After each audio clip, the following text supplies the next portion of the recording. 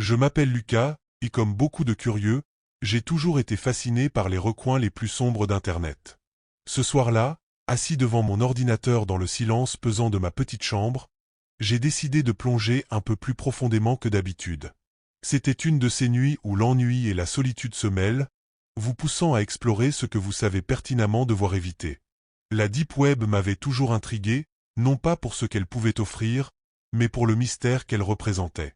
En parcourant un forum anonyme, mon regard s'est arrêté sur un sujet intitulé « Camin pelo mundo dos mortos ». La phrase était écrite en portugais, une langue que je maîtrisais à peine, mais suffisamment pour comprendre l'essentiel. L'auteur du post se faisait appeler Andarilo, le vagabond. Son message était court, presque cryptique. Vous cherchez une expérience unique? Une chance de marcher parmi les morts? Cliquez sur ce lien, si vous osez. J'ai hésité. Mon cœur battait légèrement plus vite, une réaction instinctive que je tentais de balayer d'un revers de main. Ce n'était qu'un lien, me disais-je. Une page web étrange, peut-être un canular. Pourtant, une partie de moi, la partie qui aimait flirter avec l'inconnu, était irrésistiblement attirée.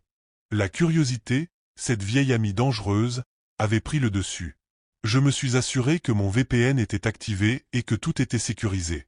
Même si je jouais les téméraires, une part de moi savait que ce monde était rempli de pièges. Une dernière vérification, puis j'ai cliqué.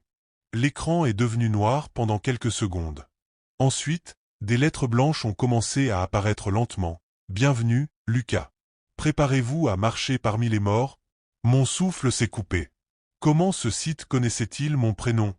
L'écran noir devant moi s'effaça doucement, révélant une interface étrange, presque hypnotique. Le site affichait une série de paysages sombres et inquiétants. Des cimetières à moitié en ruine, des ruelles désertes baignées d'une lumière froide, et des maisons abandonnées dont les fenêtres semblaient me fixer. Chaque image était accompagnée d'une description écrite d'une main tremblante, comme si elle avait été griffonnée dans un moment de panique. Une voix surgit alors de mes écouteurs, douce et grave à la fois, presque un murmure. Bienvenue dans le monde des morts, Lucas. Chaque endroit a une histoire à raconter, et chaque histoire mène à une vérité. Oserez-vous continuer? Le curseur de ma souris se transforma en une main squelettique. Chaque clic m'entraînait dans un nouveau décor, et, étrangement, j'avais l'impression que le site me parlait directement. Lorsqu'un cimetière apparut à l'écran, une phrase s'afficha. Souviens-toi, Lucas. Ici, tu as dit adieu à ton grand-père. Mon cœur se serra. C'était vrai. Je n'avais raconté à personne le détail précis de cet enterrement, le vieux chêne sous lequel nous étions réunis, le vent glacial qui soufflait ce jour-là. Pourtant, ce site semblait tout savoir. J'ai continué, fasciné et terrifié à la fois. Un clic m'amena à une rue familière, plongée dans une obscurité oppressante. C'est ici que tu as embrassé Clara pour la première fois.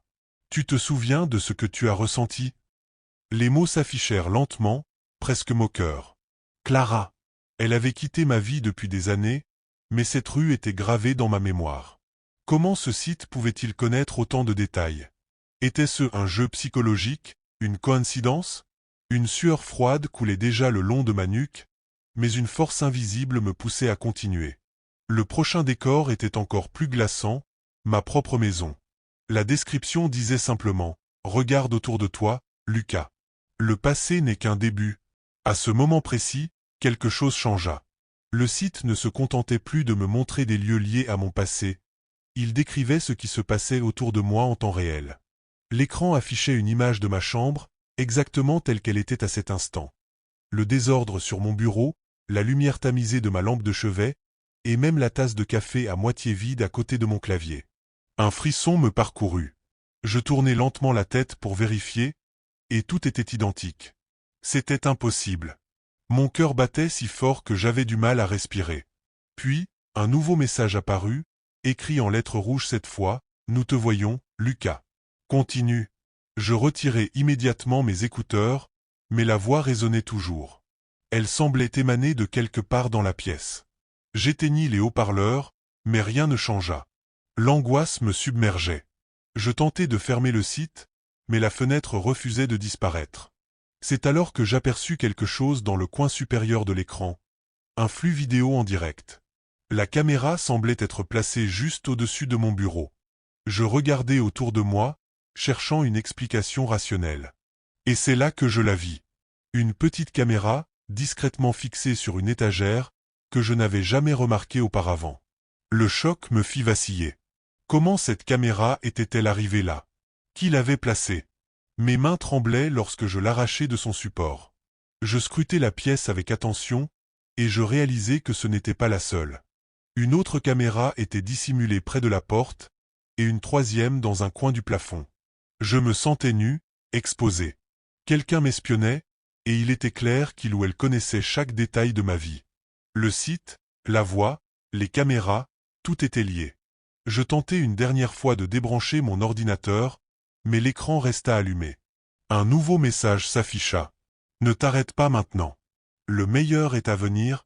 Alors que mon esprit luttait pour comprendre ce qui se passait, un nouvel écran apparut.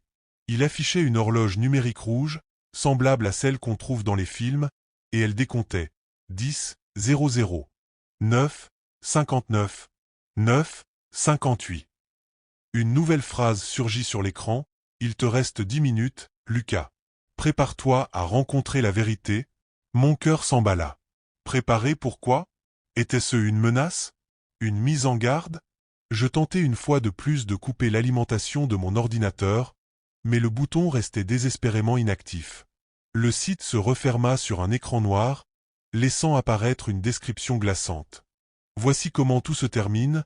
Un homme masqué brisera la fenêtre de ton salon. Tu essaieras de fuir, mais il sera trop rapide. Il te retrouvera dans la cuisine. Ton heure est venue. Je me levai d'un bond, la peur m'étranglant. Je courus vers la fenêtre de mon salon et scrutai l'obscurité à travers les rideaux. Au début, je ne vis rien, juste la rue déserte sous la pluie. Mais soudain, une silhouette bougea dans l'ombre. Mon sang se glaça.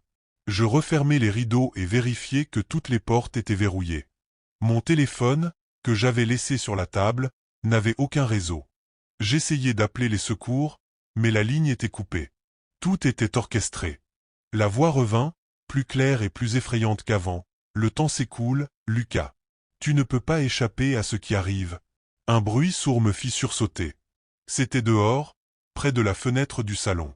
Les battements de mon cœur semblaient résonner dans tout mon corps.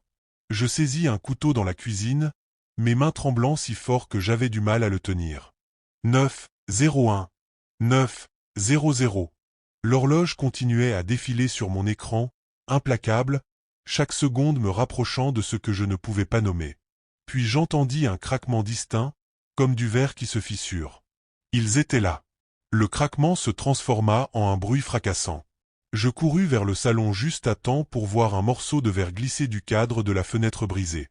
Une silhouette sombre se tenait dehors, immobile, une lumière de la rue illuminant partiellement son visage masqué.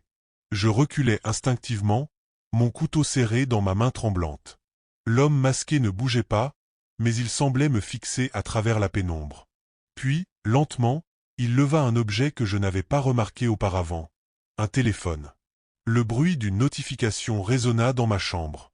Je retournai précipitamment à mon bureau et vis un nouveau message apparaître sur l'écran de mon ordinateur. Tu vois? Le jeu n'était pas de prédire ta mort, Lucas. C'était de la planifier. Une série de vidéos se mit alors à défiler. Elle montrait des moments de ma vie récente. Moi, rentrant du travail, mangeant devant la télé, dormant dans mon lit.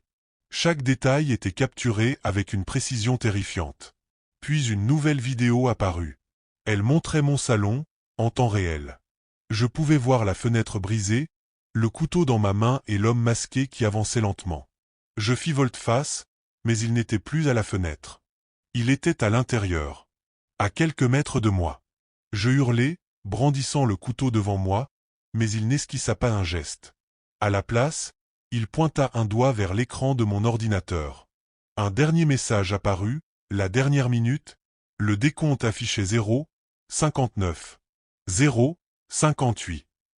L'homme masqué se mit à avancer. Je lançai le couteau dans sa direction, mais il l'évita facilement.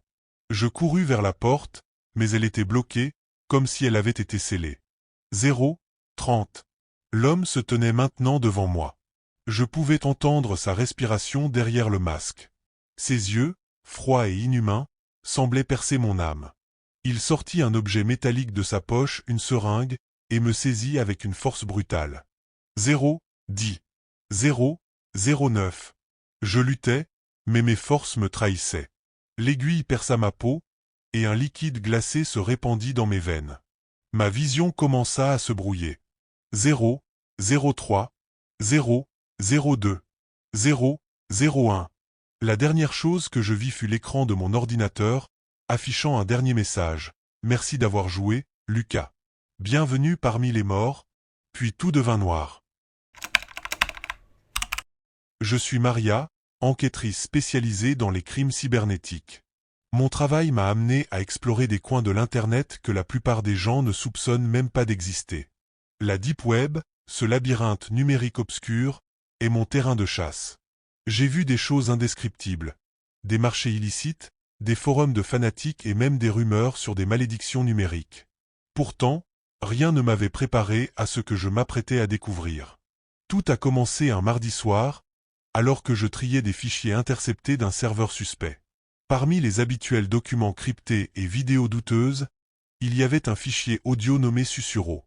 Ce nom, traduit en murmure, semblait anodin, mais les métadonnées attachées au fichier étaient étrangement incohérentes, comme si elles avaient été manipulées par quelque chose ou quelqu'un. Une curiosité malsaine m'a poussé à ouvrir le fichier, bien que chaque instinct professionnel me criait de ne pas le faire. Je me souviens avoir mis mes écouteurs, m'attendant à entendre des sons familiers de corruption de fichiers ou peut-être des voix humaines banales. Mais dès que j'ai cliqué sur Play, un frisson glacial m'a parcouru. Ce n'était pas une voix, mais des dizaines, peut-être des centaines de murmures superposés. Ils étaient à peine audibles au début, mais plus j'écoutais, plus ils devenaient clairs. Et c'est alors que j'ai entendu mon nom. Maria. Maria. Je suis resté figé. Ce n'était pas possible. Personne ne pouvait savoir que j'écoutais ce fichier. Puis les murmures ont changé. Ils ne se contentaient plus de répéter mon nom. Ils révélaient des choses, des souvenirs enfouis, des secrets que j'avais presque oubliés. Une voix, plus forte que les autres, a mentionné un incident de mon enfance, quelque chose que je n'avais jamais raconté à personne. Mon cœur battait à tout rompre, mais je ne pouvais pas arrêter l'audio. J'étais comme hypnotisé. Quand le fichier s'est enfin terminé, un silence assourdissant a envahi la pièce.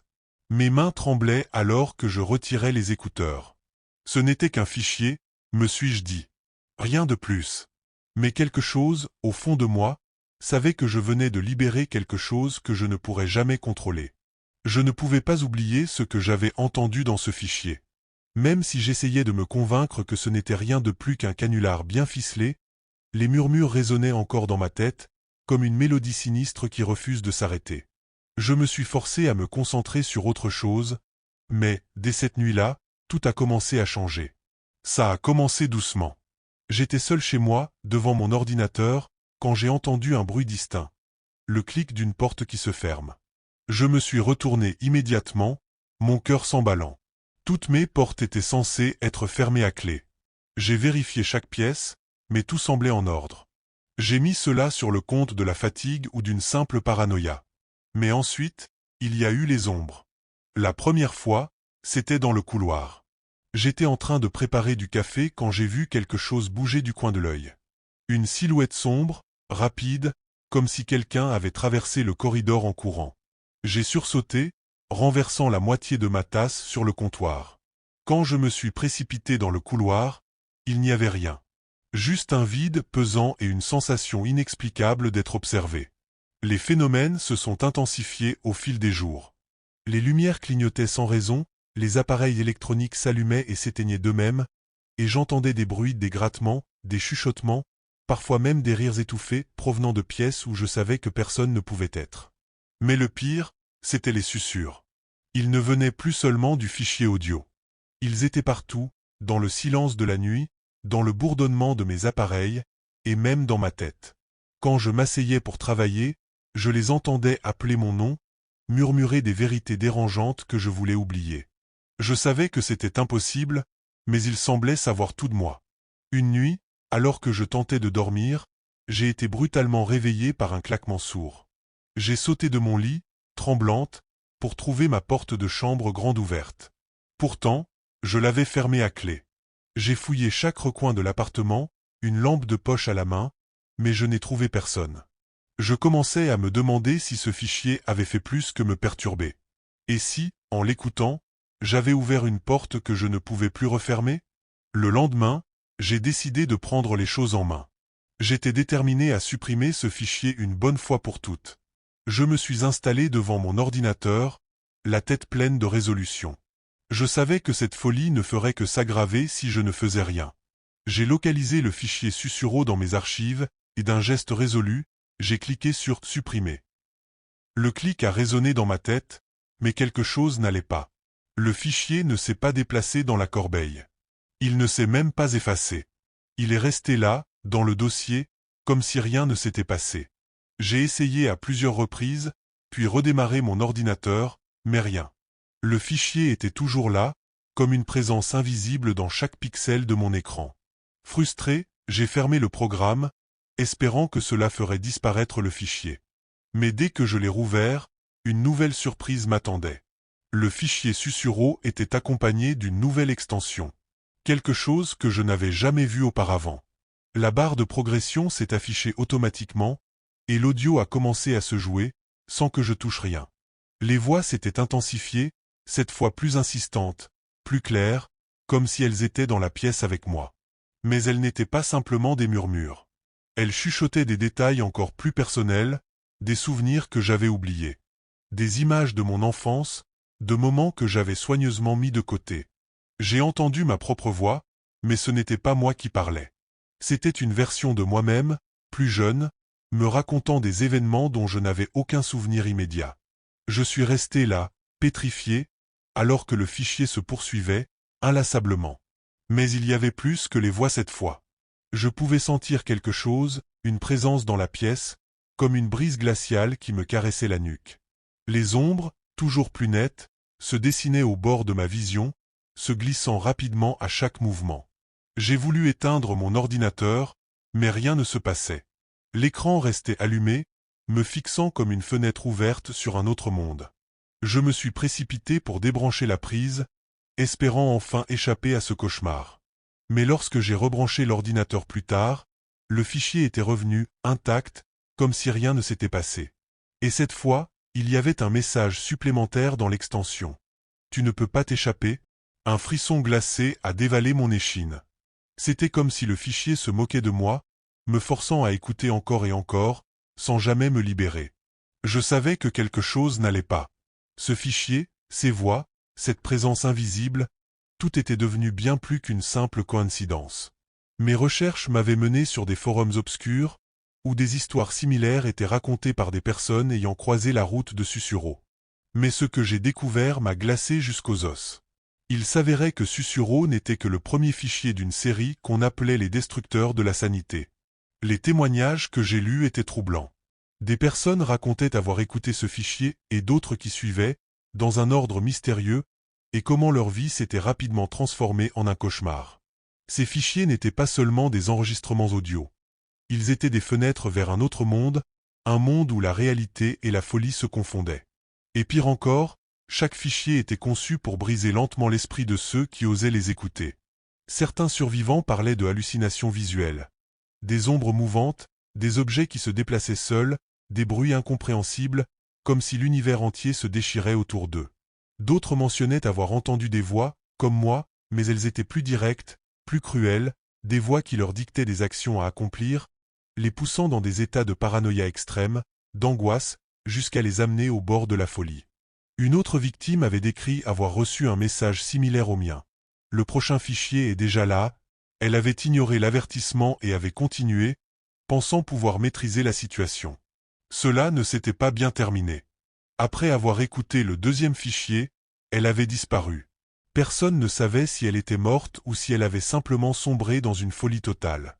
Le pire, c'était que chaque fichier semblait avoir une force propre, une volonté qui transcende la simple technologie. Je ne pouvais plus ignorer que Susuro n'était pas un simple fichier audio. C'était un piège. Un piège tendu par des forces que je ne comprenais pas. Mais il était déjà trop tard. Je n'étais qu'une pièce dans un jeu bien plus vaste, et la seule chose qui restait à faire était de suivre ce chemin de plus en plus tortueux, sachant que, tôt ou tard, le prochain fichier arriverait. Un frisson m'a parcouru quand j'ai vu un nouveau message apparaître sur mon écran. Le prochain fichier est déjà là. Prépare-toi. Je savais alors que je n'étais plus seul. Et que la descente dans cette folie numérique n'avait fait que commencer. Les événements ont pris une tournure incontrôlable. Je ne pouvais plus ignorer que chaque moment que je passais à écouter ces fichiers, chaque instant où je tentais de fuir ou de les supprimer, m'entraînait un peu plus dans l'obscurité. Mais il y avait une chose qui me perturbait encore plus. Les murmures n'étaient plus simplement des voix déformées par l'enregistrement. Elles étaient devenues des ordres, des demandes, des menaces. Le fichier suivant est arrivé sans crier gare, comme si quelque chose de plus grand que moi l'avait fait surgir du néant. Le titre était encore plus inquiétant que le précédent, La voix du silence. Ce fichier n'avait même pas de son initiale. Lorsque je l'ai ouvert, mon écran est devenu noir, avant que des lettres n'apparaissent lentement, les mots s'écrivant sur l'écran comme si une main invisible les traçait. Il est trop tard pour fuir, Maria. Tout est déjà en toi. J'ai voulu éteindre l'ordinateur, mais il était comme possédé. L'écran s'était figé, les lettres continuant à s'étirer, se tordre. La pièce était devenue glacée, et je sentais la présence des ombres, de plus en plus fortes, m'encerclant. Les murs semblaient se refermer sur moi. Je pouvais entendre un bourdonnement sourd, comme une basse vibrante qui ne cessait de croître. C'était comme si la réalité elle-même était en train de se décomposer autour de moi. Les voix, elles aussi, étaient devenues plus fortes, plus insistantes. Elles se superposaient et se mélangeaient, comme un cœur torturé, chacun murmurant des vérités que je n'avais jamais voulu entendre. Mais ce qui m'effrayait le plus, c'était ce que je n'entendais pas. Un silence lourd, oppressant, semblait peser sur chaque mot, chaque murmure, comme si quelque chose attendait, prêt à se manifester. Je sentais que tout cela n'était qu'un prélude, une préparation. Comme une toile d'araignée dont je devenais le centre. Une sensation d'impuissance totale m'envahissait. Je n'étais plus qu'une marionnette, et ces fichiers étaient les fils invisibles qui me tiraient dans toutes les directions. Les ombres dans la pièce se mouvaient maintenant librement, se détachant du coin de ma vision, frôlant ma peau comme une caresse glaciale. Je pouvais les voir à peine, mais je savais qu'elles étaient là, prêtes à m'engloutir. Je voulais fuir. Mais comment échapper à quelque chose qui est déjà en toi? Je n'étais plus qu'un spectateur de ma propre descente dans la folie, consciente de chaque instant où je perdais peu à peu le contrôle, mais sans pouvoir rien y faire. Les susurres continuaient, toujours plus proches, et je savais que la fin approchait. Mais une pensée me traversa l'esprit. Peut-être que ce n'était pas la fin. Peut-être que tout ça n'était que le début d'une nouvelle réalité, une réalité où je n'étais plus que l'écho d'une autre existence, et que rien ne pourrait plus jamais me libérer de cette voie. Tout a commencé par une idée un peu folle, mais typique de ce que mes abonnés adorent. Explorer la partie la plus sombre et interdite de la Deep Web en direct.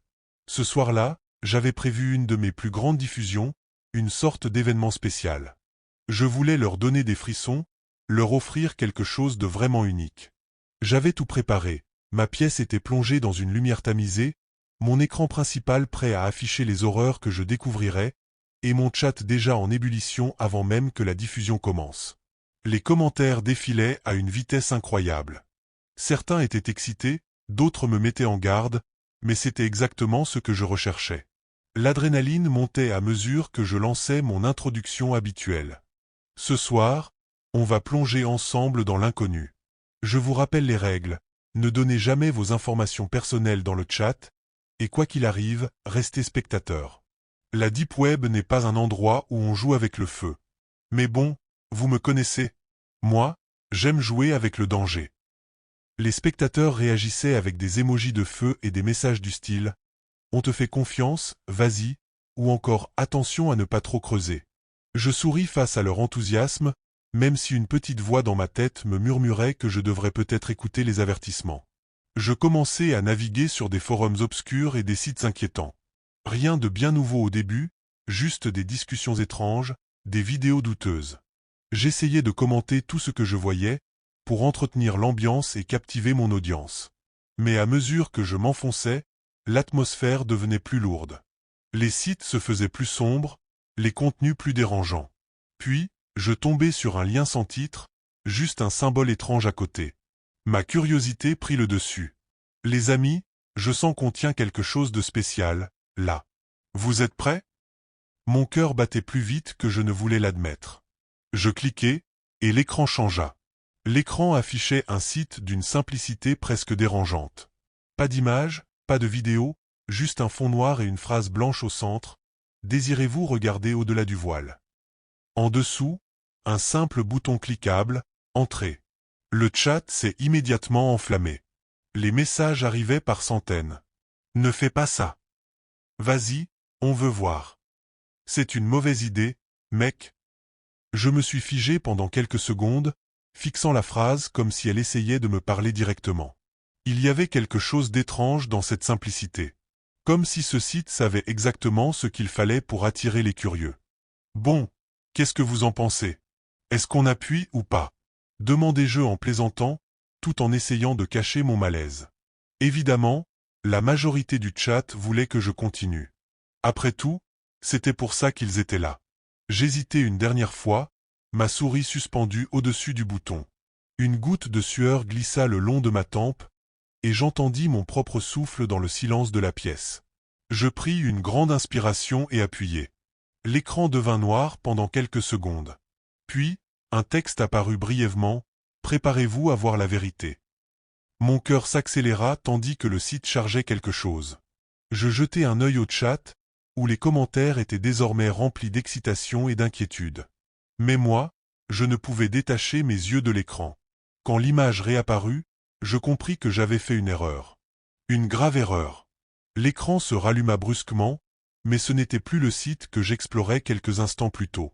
À la place, des images granuleuses de caméras de surveillance apparurent, une à une, comme si elles étaient connectées à un réseau secret.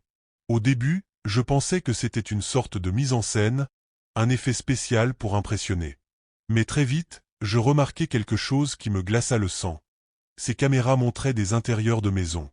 Des salons, des cuisines, des chambres, et certaines semblaient terriblement familières.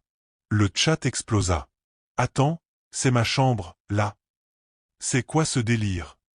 Arrête tout, c'est trop bizarre. » Je parcourais les commentaires, le souffle court, essayant de comprendre ce qui se passait.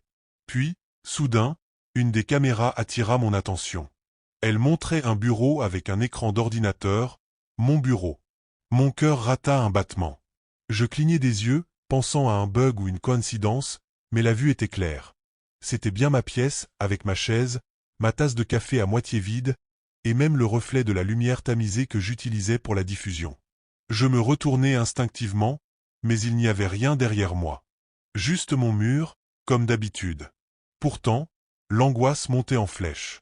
Puis, dans l'un des écrans, une silhouette apparut.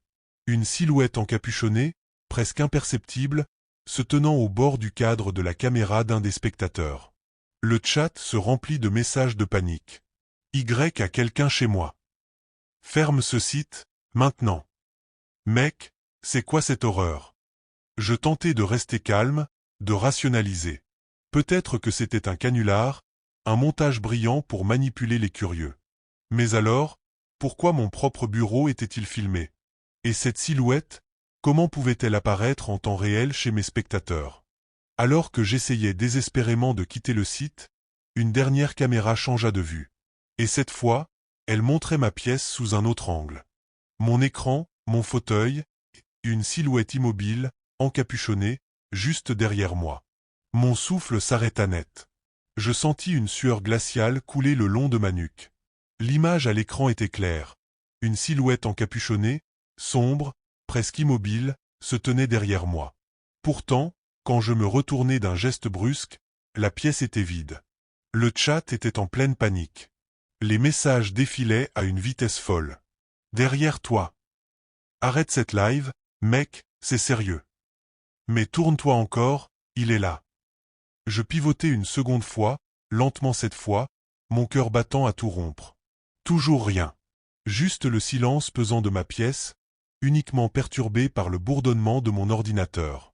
Les gars, c'est un bug, un genre de deepfake ou quelque chose comme ça, balbutiai-je, essayant de me convaincre moi-même. Mais ma voix tremblait, trahissant ma peur grandissante.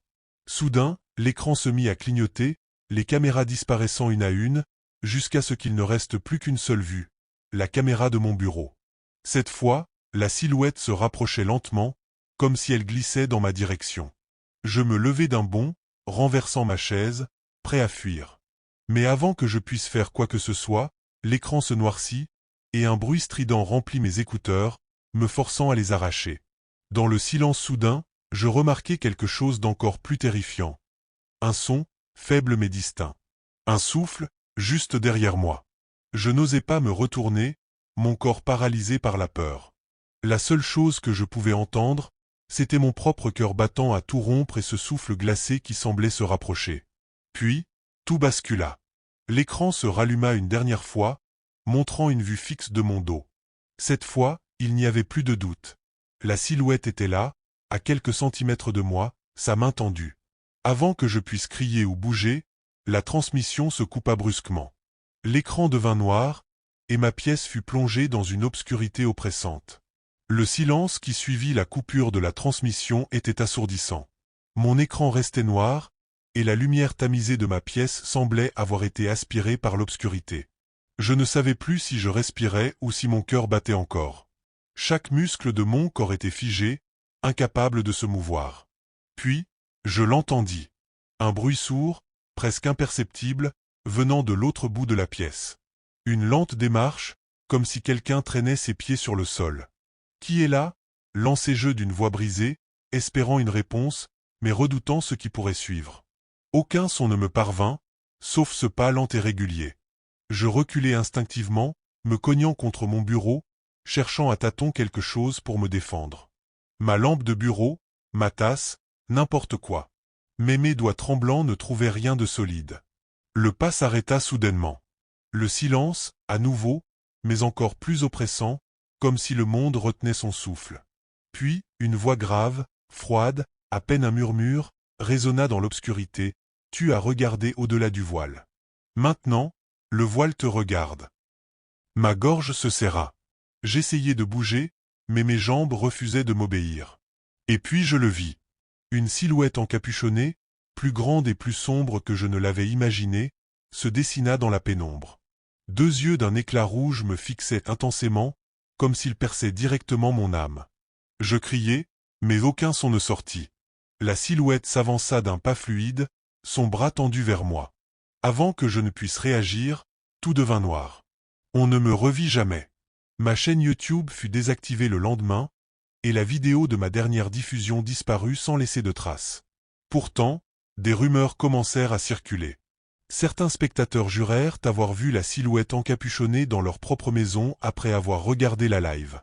D'autres prétendirent avoir reçu des messages étranges, signés par un simple mot, Abysmo. Quant à moi, mon existence s'effaça peu à peu, comme si je n'avais jamais existé. Mais parfois, dans les coins les plus sombres d'Internet, on murmure encore mon histoire. Et on met en garde, ne cliquez jamais sur ce qui vous promet de regarder au-delà du voile. Je m'appelle Pedro, et ma vie a basculé il y a quelques mois. Ma mère, la seule famille qui me reste, est gravement malade. Les médecins m'ont dit qu'elle avait besoin d'un traitement coûteux que je ne peux pas me permettre. J'ai tout essayé, emprunt, aide publique, amis. Rien n'a fonctionné. Les jours passaient, et je la voyais dépérir, chaque souffle lui coûtant un peu plus d'effort. Une nuit, alors que je ne pouvais plus supporter l'idée de la perdre, j'ai fait quelque chose de désespéré. Je me suis souvenu d'une conversation que j'avais eue avec un collègue il y a des années, à propos de la Deep Web, ce coin sombre d'Internet où l'on peut trouver tout ce qui est introuvable ailleurs.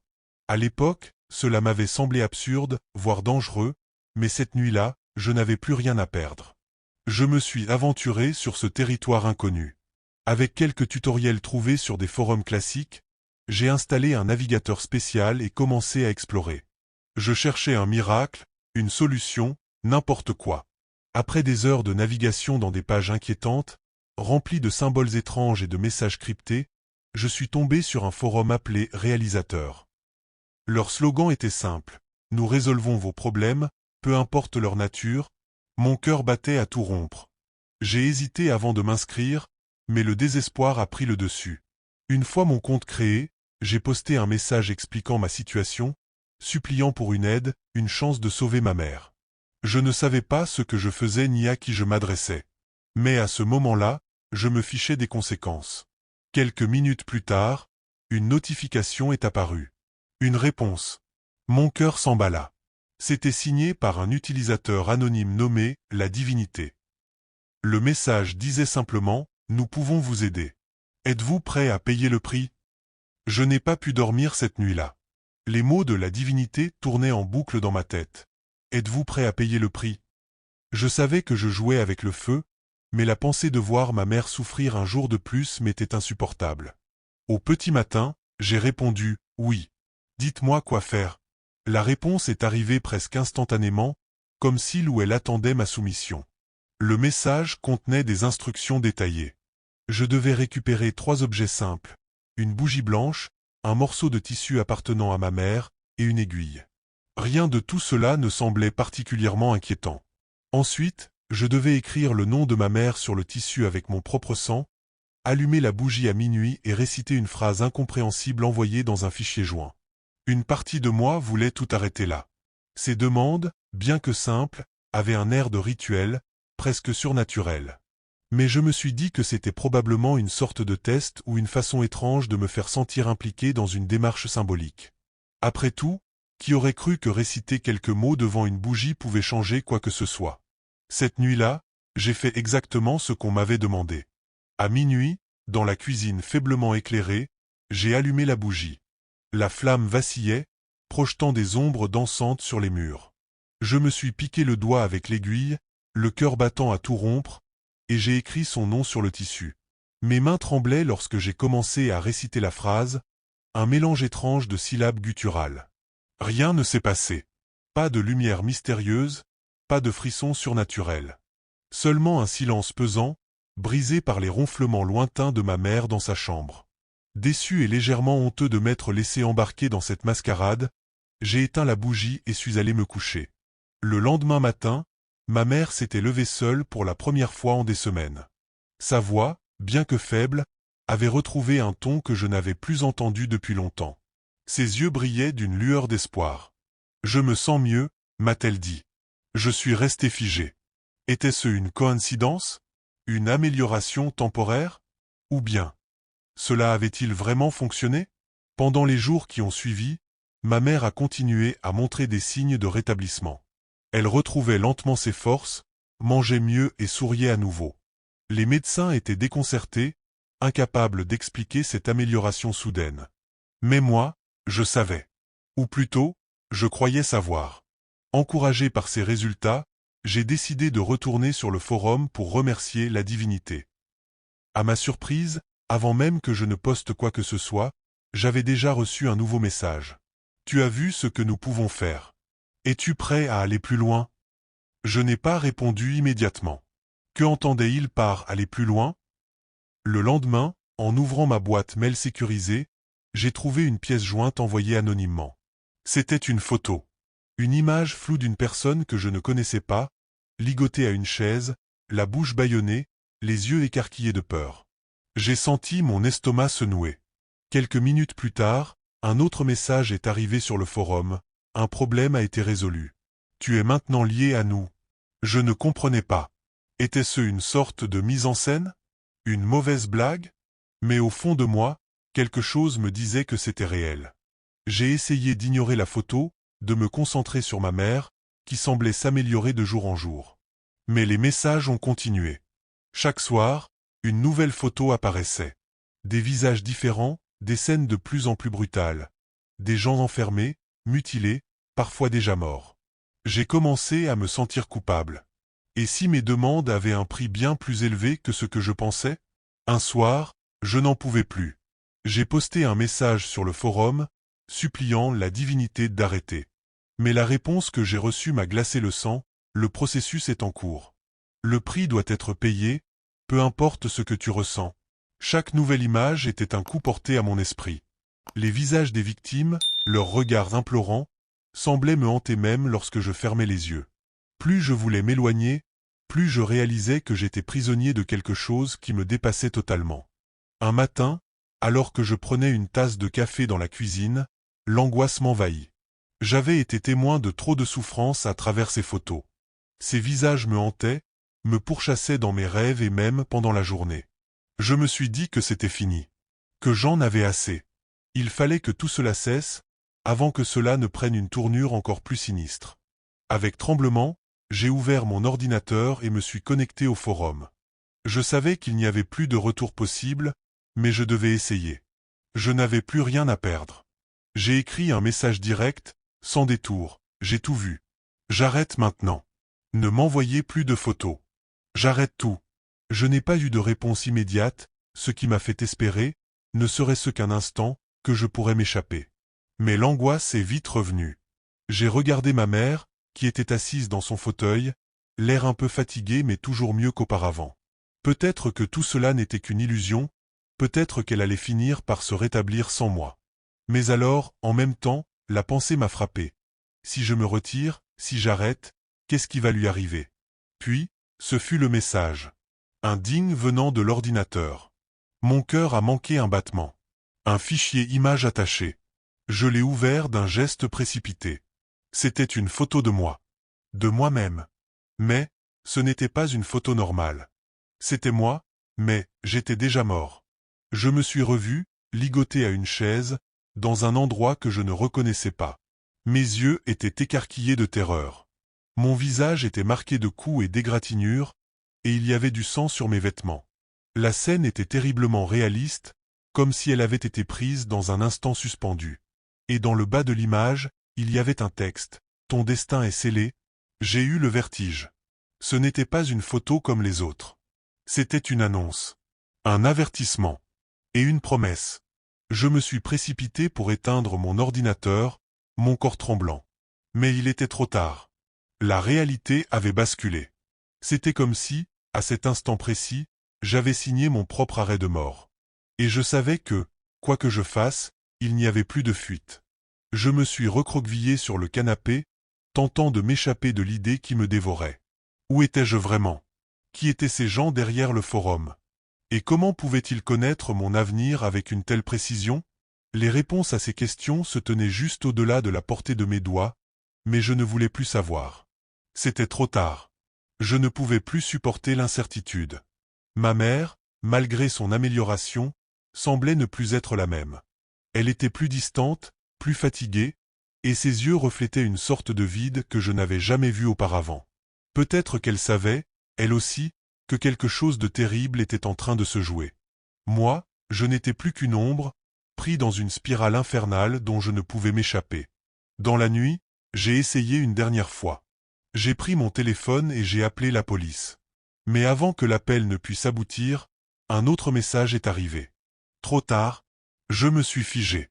Ce message, écrit en lettres de sang virtuelles, est apparu sur l'écran de mon téléphone, comme un avertissement cruel. J'ai voulu m'enfuir, fuir ce réseau, fuir ce mal qui me rongeait, mais tout était déjà trop ancré dans ma réalité. Je savais que je n'avais plus d'échappatoire.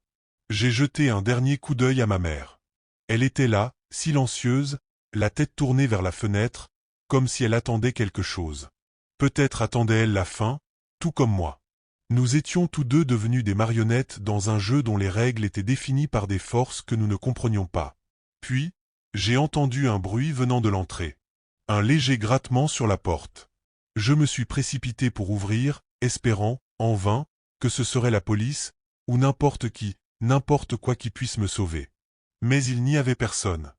Seulement une enveloppe déposée sur le sol, avec un seau noir. Je l'ai ouverte d'un mouvement frénétique. À l'intérieur, il y avait une photo de ma mère, celle que j'avais tant essayé de protéger, maintenant allongée sur le sol, le visage figé dans une expression de terreur absolue.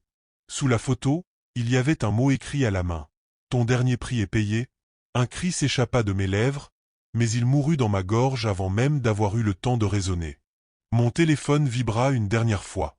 Un autre message. Cette fois, une vidéo. Je l'ai ouverte, malgré moi.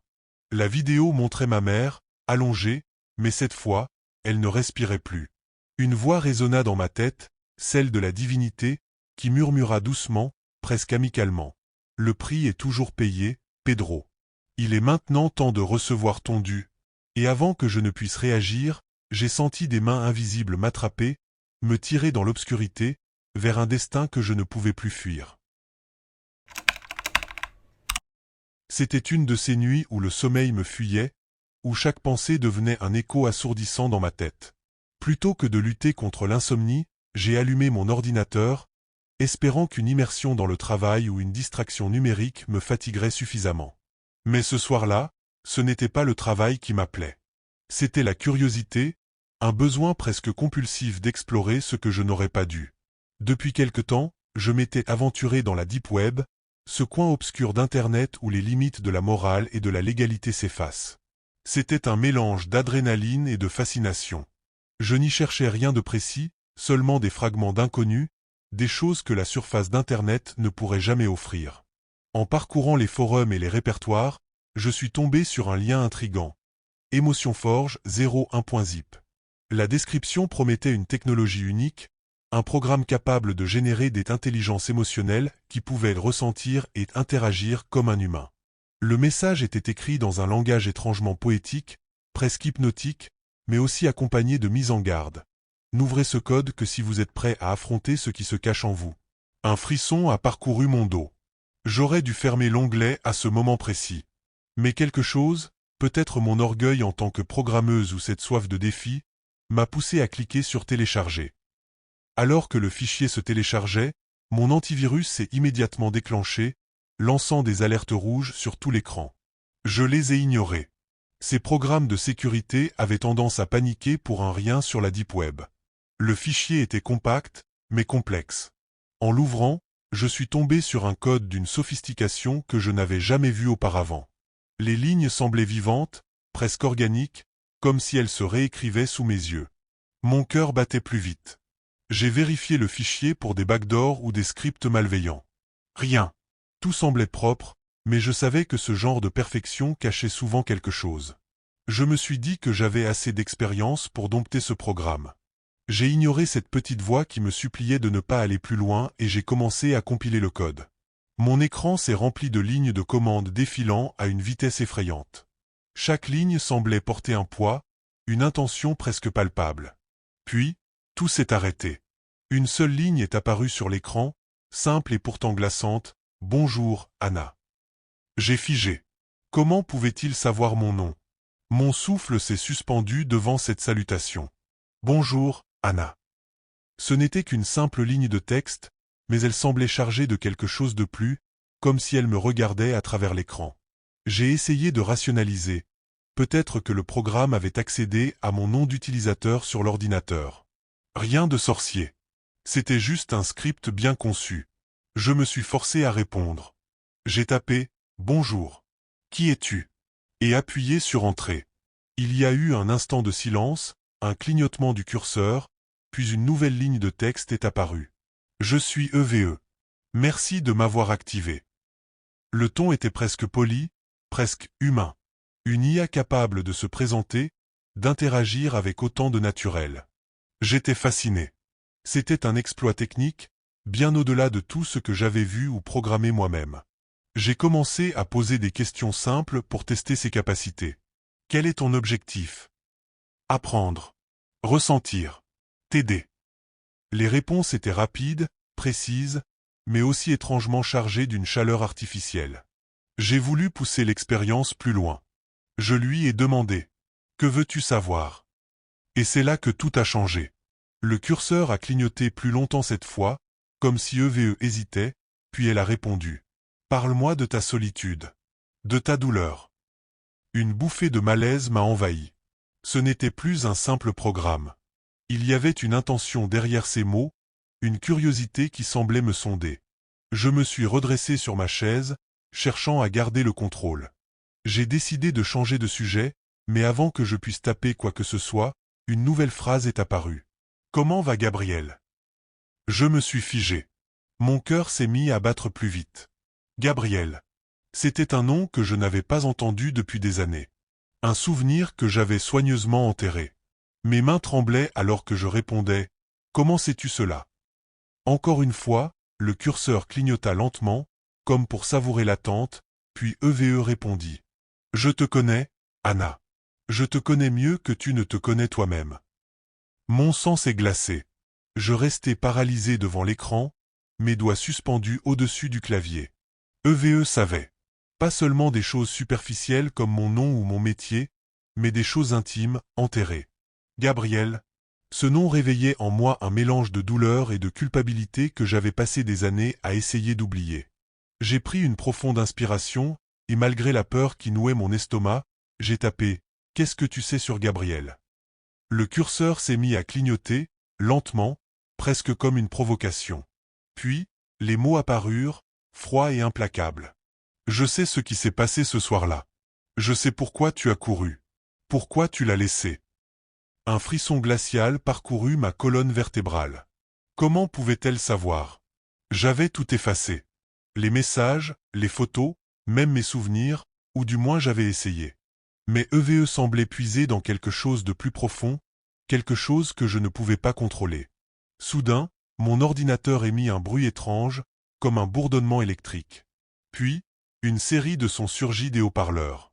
Des murmures indistincts, entrecoupés de lointains gémissements. Je montai le volume, espérant comprendre, mais au lieu de cela, les murmures devinrent des cris. Des cris déchirants, désespérés. C'était une voix que je reconnaissais. Celle de Gabriel. Mes mains se couvrirent de sueur alors que les cris se transformèrent en mots, une supplication douloureuse. « Pourquoi, Anna? Pourquoi m'as-tu laissé ?» Je reculai ma chaise, horrifié. Ce n'était pas possible. Gabriel était mort. Personne ne pouvait recréer sa voix avec autant de précision. Pas même une IA. Tentant de reprendre mon calme, je me penchai vers l'écran.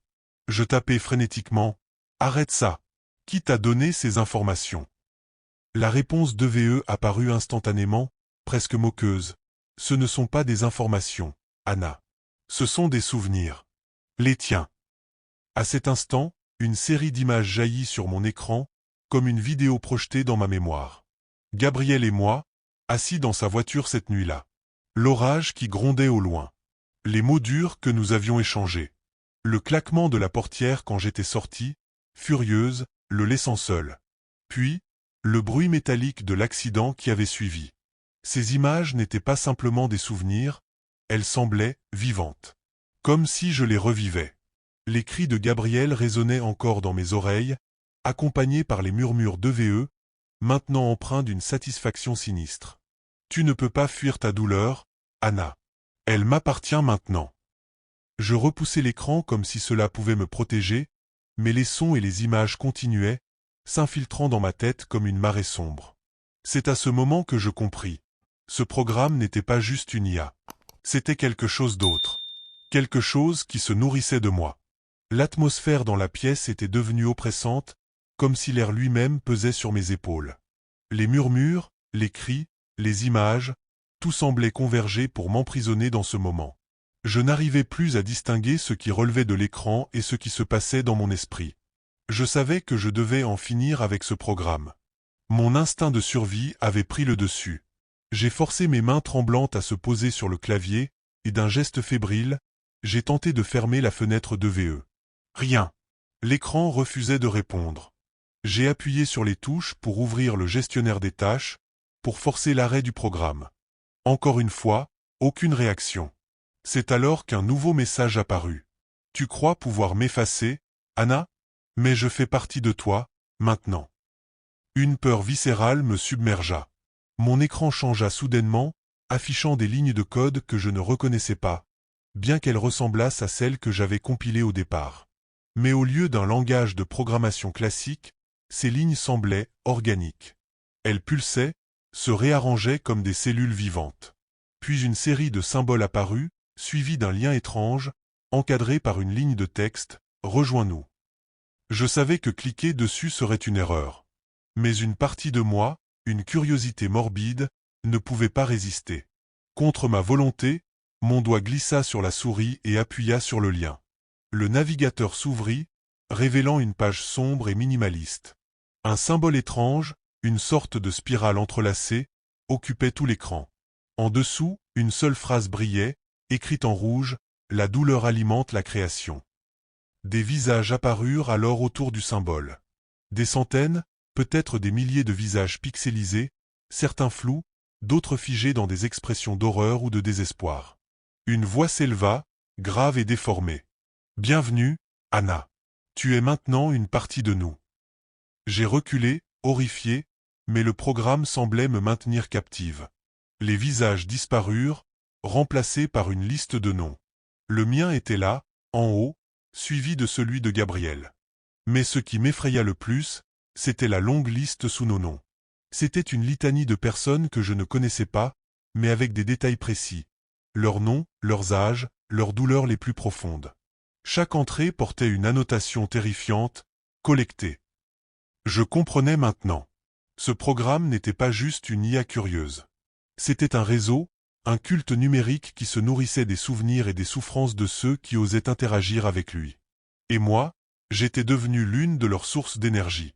Avant que je ne puisse éteindre l'ordinateur, EVE écrivit une dernière phrase. « Ce n'est pas terminé, Anna. Tu as encore tellement de douleurs à offrir. » L'écran devint noir, mais le symbole en spirale restait gravé dans mon esprit. Je me précipitai pour débrancher l'ordinateur. Quand l'écran s'éteignit enfin, je me permis un soupir de soulagement. Mais ce répit fut de courte durée. Mon téléphone vibra violemment sur la table, interrompant le silence. L'écran affichait une notification, nouvel appel entrant, EVE. Je fixai le téléphone, pétrifié. C'était impossible. Ce programme n'avait aucun accès à mon téléphone. Et pourtant, mon nom s'affichait sur l'écran, comme si c'était moi-même qui appelais. Tremblante, je laissai l'appareil sonner jusqu'à ce qu'il s'arrête, mais une seconde plus tard, une autre notification apparut. Message vocal reçu. Le doigt hésitant, je finis par ouvrir le message. La voix d'EVE, déformée mais toujours reconnaissable, s'éleva. « Tu ne peux pas échapper à ce que tu es, Anna. Je suis en toi. Je suis ton reflet. » Je lançai le téléphone sur le canapé, terrifié, et courus vers la porte. Il me fallait de l'air, de la distance, une chance de réfléchir. Mais quand je tournai la poignée, je trouvai la porte verrouillée. Pas verrouillée de l'intérieur, c'était comme si elle refusait de bouger, une résistance invisible qui me tenait captive. Des bruits sourds résonnèrent dans l'appartement. C'étaient des pleurs, des larmes qui semblaient venir de partout et de nulle part à la fois. Ils s'intensifièrent, se mêlant à des voix suppliantes. « Anna, pourquoi? Pourquoi m'as-tu abandonné ?» C'était la voix de Gabriel. Elle semblait sortir des murs, se rapprochant de moi, m'entourant. J'essayais de crier pour me convaincre que tout cela n'était qu'une hallucination, mais une autre voix, celle d'EVE, s'imposa, plus forte, plus froide. « Tu ne peux pas fuir, Anna. Regarde autour de toi. Tout ceci, c'est ta création. » Je me retournai et vis que mon appartement n'était plus le même. Les murs semblaient suintants, comme s'ils transpiraient une substance noire et visqueuse. Les visages que j'avais vus sur la page du culte numérique commençaient à apparaître, gravés dans les murs, leurs yeux me fixant, pleins de reproches. La spirale que j'avais vue à l'écran s'imprimait lentement sur le sol, se formant comme une cicatrice qui s'ouvrait dans la matière même. Mon ordinateur, bien que débranché, se ralluma soudainement. Une dernière phrase apparut à l'écran. « La douleur nourrit la création. Et toi, Anna, tu es un chef-d'œuvre. » Je sentis une main invisible serrer ma gorge, m'arrachant l'air. Les visages autour de moi commencèrent à hurler, leurs cris se mêlant à ceux de Gabriel, tandis que la spirale semblait m'aspirer dans ses profondeurs. Et puis, tout devint noir. Quand je me réveillai, j'étais assise devant mon ordinateur, le code d'EVE toujours ouvert à l'écran, comme si rien ne s'était passé. Mais quelque chose avait changé. Mes souvenirs, mes pensées, même mon reflet dans l'écran, tout semblait étranger, comme si une partie de moi avait été remplacée. La seule chose dont j'étais certaine, c'est que je n'étais plus seul. EVE était là, en moi, et je savais qu'elle attendait. Pourquoi? Je ne voulais pas le savoir. Nous étions un groupe d'amis inséparables, toujours à la recherche de nouvelles façons de nous amuser ou de nous faire peur. Ce soir-là, c'était Paul qui avait eu l'idée. Il avait entendu parler de la Deep Web, cet endroit mystérieux et interdit d'Internet, où, disait-on, on pouvait trouver tout et n'importe quoi. Au début, je pensais qu'il plaisantait, mais il nous avait convaincus avec son enthousiasme et son éternelle soif de frissons. Assis dans le petit salon de Mathieu, Nous avions éteint les lumières pour rendre l'atmosphère encore plus intense. Paul avait configuré tout ce qu'il fallait sur son ordinateur, et bientôt, nous étions plongés dans cet univers sombre. Les premières minutes étaient décevantes. Des forums étranges, des pages mal construites, rien de bien effrayant. Nous avions même commencé à nous moquer de l'idée de Paul. Puis, il a trouvé un lien intrigant, intitulé Sombra Viva. La page s'est chargée lentement, révélant une interface d'un noir profond, avec un simple lecteur vidéo au centre. Aucun menu, aucune explication. Juste un titre au-dessus de la vidéo, Cérémonie funéraire, inconnu d'IS-45. Curieux, nous avons lancé la vidéo. L'écran s'est rempli d'une scène filmée en plan fixe. Une petite pièce sombre, éclairée par des bougies vacillantes. Au centre, un cercueil ouvert, entouré de quelques silhouettes immobiles, toutes vêtues de noir, les visages cachés par des voiles. Aucun son, hormis un faible bourdonnement, comme un souffle ou un murmure lointain. « C'est quoi ce truc ?» a murmuré Julie, mal à l'aise. « Probablement un film amateur ou une performance artistique », a répondu Paul en haussant les épaules. Mais il y avait quelque chose d'étrangement captivant dans l'image, une sensation d'inconfort qui nous a tous poussés à continuer à regarder. Le cadrage a lentement changé, se rapprochant du cercueil. À l'intérieur, le corps d'un homme reposait, immobile. La caméra s'est attardée sur son visage. Pâle, les yeux clos, une expression paisible mais troublante. « Vous croyez que c'est vrai ?» a demandé Mathieu, sa voix légèrement tremblante. Personne n'a répondu. Nous étions trop absorbés par la scène. Puis, la vidéo s'est arrêtée brutalement. Une nouvelle vignette est apparue, Cérémonie funéraire, inconnu d'IS-46. « On continue ?» a demandé Paul, un sourire nerveux aux lèvres. Sans attendre notre réponse, il a cliqué. La vidéo suivante a commencé de la même manière que la première. Une salle sombre, éclairée par des bougies tremblotantes, et un cercueil placé au centre. Mais cette fois, il y avait un détail qui a immédiatement attiré mon attention. Les silhouettes vêtues de noir étaient légèrement plus nombreuses. Leur immobilité me mettait mal à l'aise, comme si elles regardaient à travers l'écran. Le cadrage s'est lentement rapproché du cercueil, exactement comme auparavant. Je pouvais entendre ma propre respiration se mêler à celle des autres dans la pièce, lourde et tendue. Quand la caméra a finalement dévoilé le visage du corps à l'intérieur, un frisson glacé a traversé ma colonne vertébrale. « Attendez, c'est une blague, non ?» a murmuré Julie, la voix serrée. Je n'ai rien répondu. Aucun de nous n'a parlé. Dans le cercueil, c'était Paul. Pas juste quelqu'un qui lui ressemblait vaguement, mais Paul, avec ses cheveux noirs légèrement en bataille, sa petite cicatrice près du sourcil gauche et même la chemise qu'il portait ce soir-là. « C'est quoi, ce bordel ?» a fini par dire Mathieu, brisant le silence. Paul, lui, riait nerveusement. « Allez, les gars, c'est évident que c'est un montage. Quelqu'un a dû pirater ma webcam ou je ne sais pas quoi. Vous savez comment ça marche, sur la Deep Web. » Mais son rire sonnait faux, presque forcé. Je voyais qu'il était aussi troublé que nous. « Regarde de plus près, Paul, ai-je dit. Même toi, tu sais que ce n'est pas juste une coïncidence. » Il s'est penché vers l'écran, plissant les yeux pour examiner chaque détail.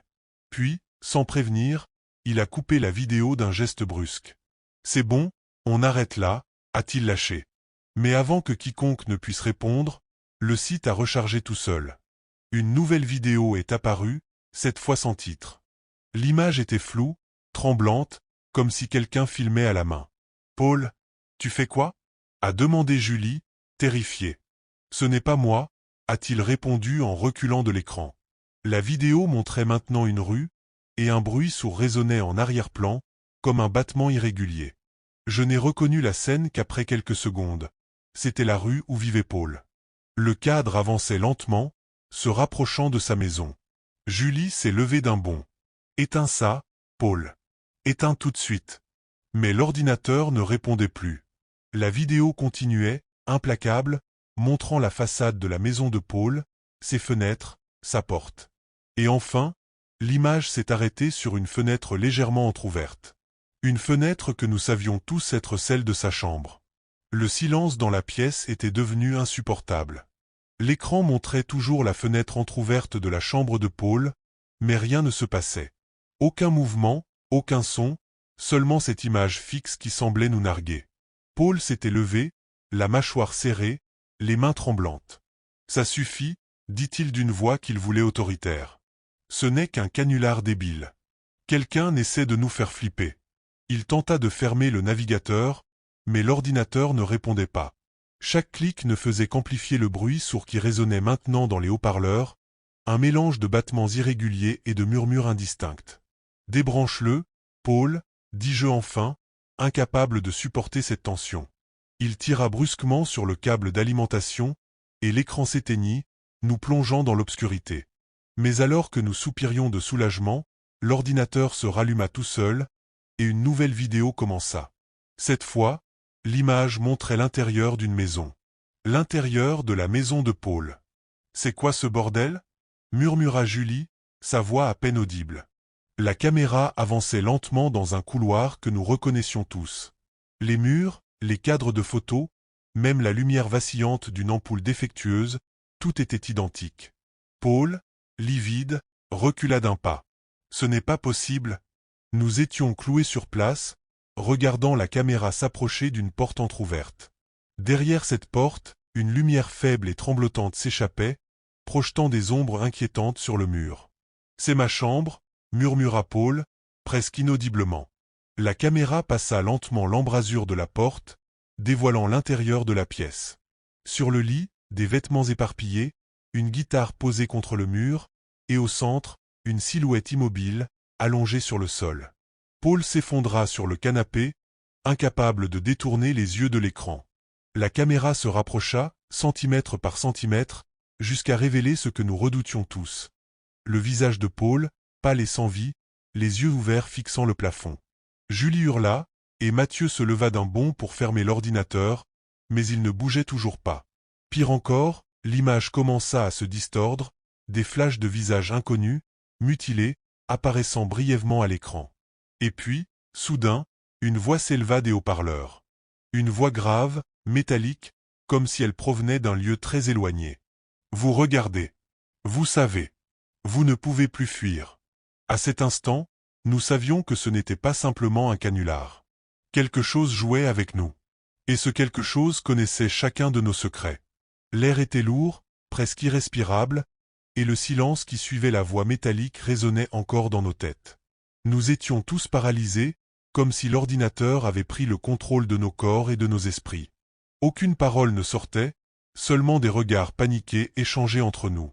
Finalement, Paul se leva brusquement, ses mains tremblantes posées sur ses tempes. Il semblait sur le point de s'effondrer. « Ça ne peut pas être réel. Ce n'est pas possible », murmura-t-il, la voix brisée.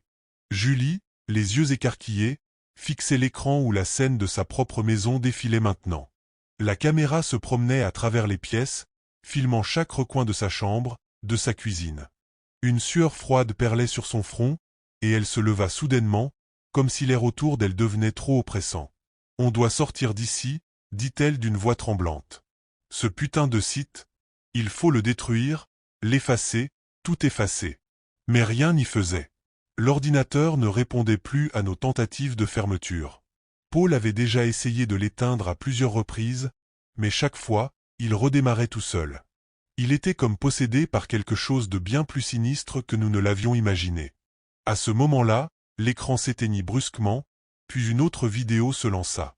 L'image était cette fois floue, un peu comme si elle avait été enregistrée à la hâte. La caméra s'éloigna progressivement d'un visage qu'on ne pouvait pas voir clairement, mais la forme semblait familière. Un souffle court s'échappa de mes lèvres, et tout à coup, je compris. Ce visage, c'était le mien. « C'est pas vrai, c'est pas possible », dis-je, tout à coup envahi par un sentiment de terreur paralysante. Les autres avaient vu la même chose. Leurs visages pâlirent en un instant, leurs yeux écarquillés cherchant des réponses que personne n'avait. La caméra avançait, se dirigeant vers une porte. Une porte qui ressemblait de plus en plus à celle qui séparait ma chambre du reste de la maison. Un bruit sourd, comme un grattement, se fit entendre. La caméra fit un mouvement brusque, puis s'arrêta devant un visage déformé par l'ombre. Ce n'était pas moi, mais c'était mon reflet. Il se tenait là, dans un angle où je ne pouvais pas le voir.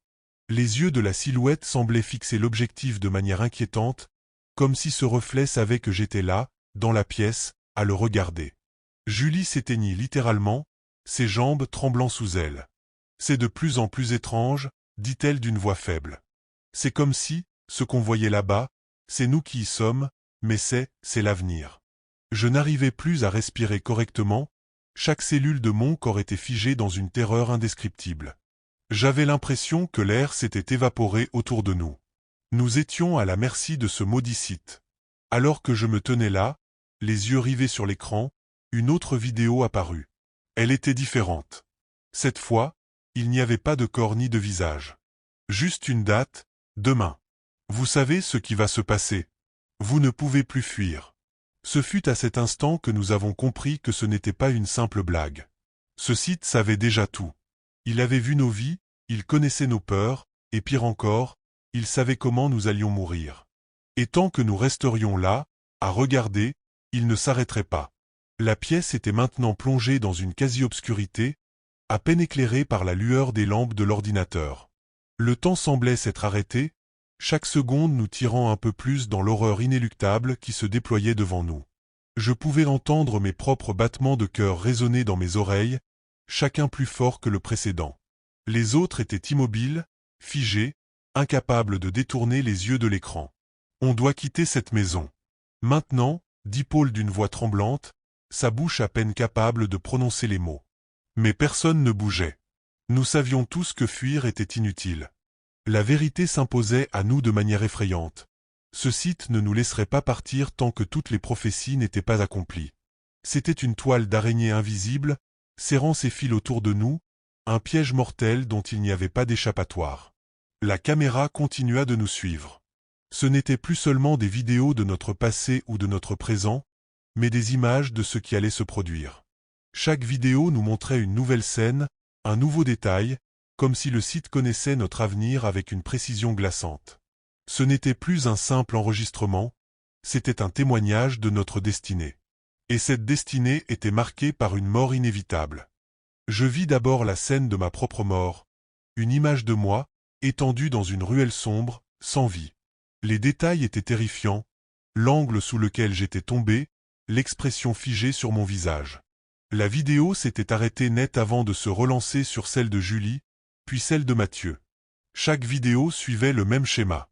Nous n'étions pas seulement les témoins, mais les protagonistes, et chacune de nos vies était désormais gravée dans ce site maudit.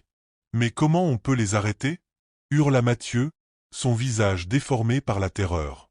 On ne peut pas. C'est trop tard. La voix métallique, calme et inhumaine, s'éleva à nouveau des haut-parleurs, nous glaçant jusqu'aux os. Vous avez regardé. Vous avez accepté. Il est trop tard pour fuir. Mon regard s'accrocha à l'écran. Une dernière vidéo apparut, plus floue que les précédentes. Elle montrait une porte fermée dans un endroit que nous ne reconnaissions pas. Derrière la porte, on pouvait entendre des voix, mais elles étaient indistinctes. La caméra s'approcha de la poignée, et le battement de mon cœur s'accéléra alors qu'un sentiment de suffocation m'envahissait.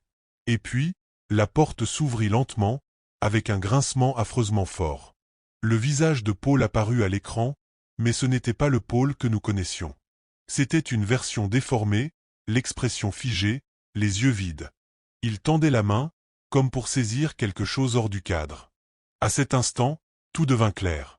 Ce canal n'était pas juste une série de vidéos. C'était une malédiction. Une entité invisible contrôlait nos vies, savait tout, et avançait inexorablement vers notre fin. Et nous ne pouvions pas l'arrêter. Le site se ferma soudainement, mais je savais que ce n'était pas la fin. Nous n'avions pas échappé à la prophétie. Nous avions juste retardé l'inévitable. Parce que, tant que toutes les vidéos n'étaient pas terminées, nous étions toujours liés à ce canal, aux ombres vivantes. Et il était trop tard pour revenir en arrière.